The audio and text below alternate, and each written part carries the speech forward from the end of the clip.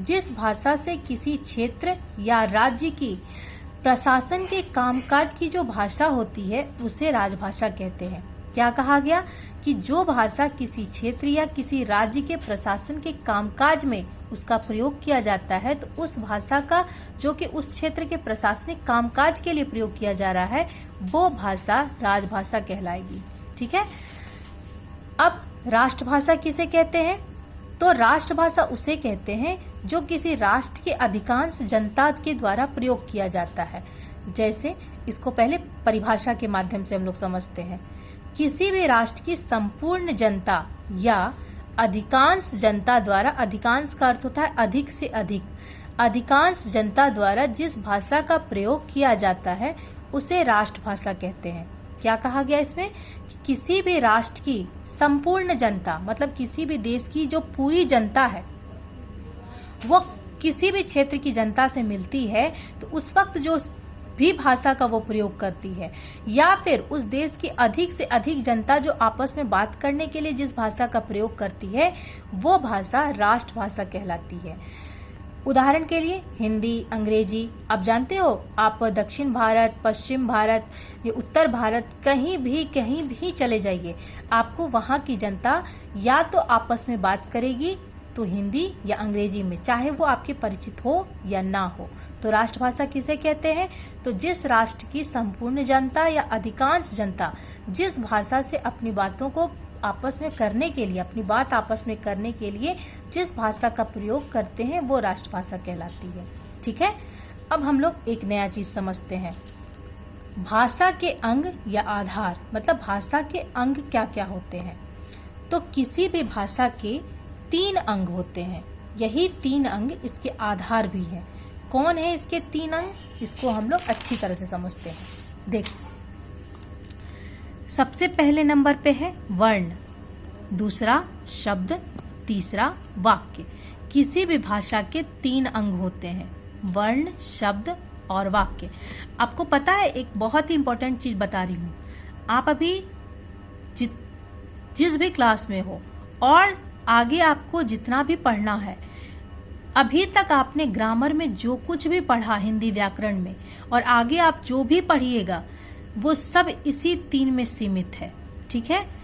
कोई भी व्याकरण का अंग आप पढ़ते हैं, कोई भी व्याकरण के भाग को आप पढ़ते हैं, वो इसी 3 में से किसी न किसी भाग में आता है।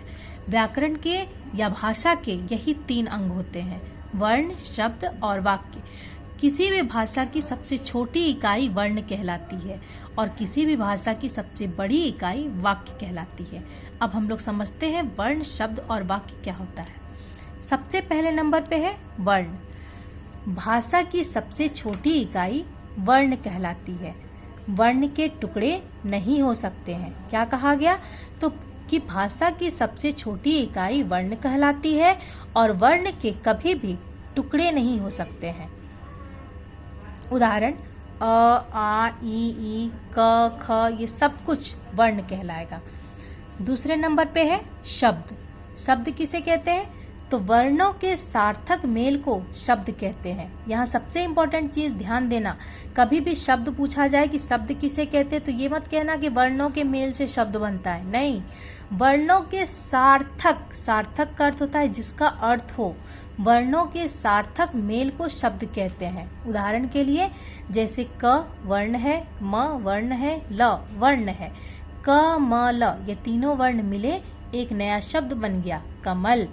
और अगर मान लो कि केवल वर्ण को हम मिला देते हैं तो क्या शब्द बनता है? जैसे ल ये भी एक वर्ण है, म ये भी एक वर्ण है, क एक वर्ण है, ल, म, क लमक बन गया। क्या ये कोई शब्द है? नहीं। तो केवल वर्णों के मेल से शब्द नहीं बनता, बल्कि वर्णों के सार्थक मेल से शब्द बनता है कि वर्ण ऐसे जोड़िए कि वो एक शब्द भी बने और उसका अर्थ भी हो। ठीक है। अब तीसरा है वाक्य। वाक्य किसे कहते हैं?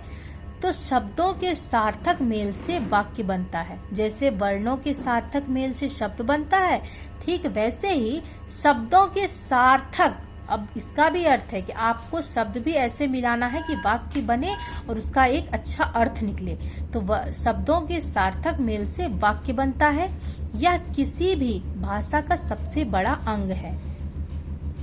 उदाहरण के लिए राम घर जाता है, जैसे राम एक शब्द, घर एक शब्द, जाता एक शब्द, ये सब मिल गया आपस में, तो राम घर जाता है एक वाक्य बन गया कि एक व्यक्ति है राम, उसके बारे में कहा जा रहा है कि वो घर जा रहा है। तो यहाँ आपको समझ में आ गई कि वर्ण भाषा की सबसे छोटी इकाई है, वर्णों के सार्थक मेल से शब्द बनता है और शब्दों के सार्थक मेल से वाक्य बनता है।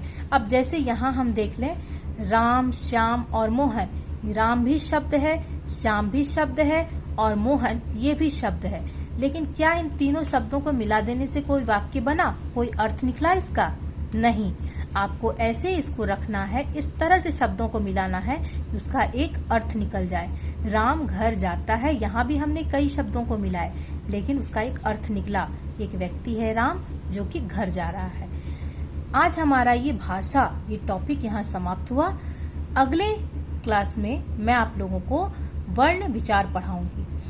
आप लोगों के लिए ये होमवर्क रहा कि इसको आप अच्छी तरह से, जितना भी मैंने पढ़ाया है इस भाषा के टॉपिक में, सबको आप अच्छी तरह से याद कर लीजिएगा और जो भी मैं गृह कार्य आप लोगों को दूंगी, मतलब होमवर्क, वो भी आपको अच्छी तरह से कर लेना है।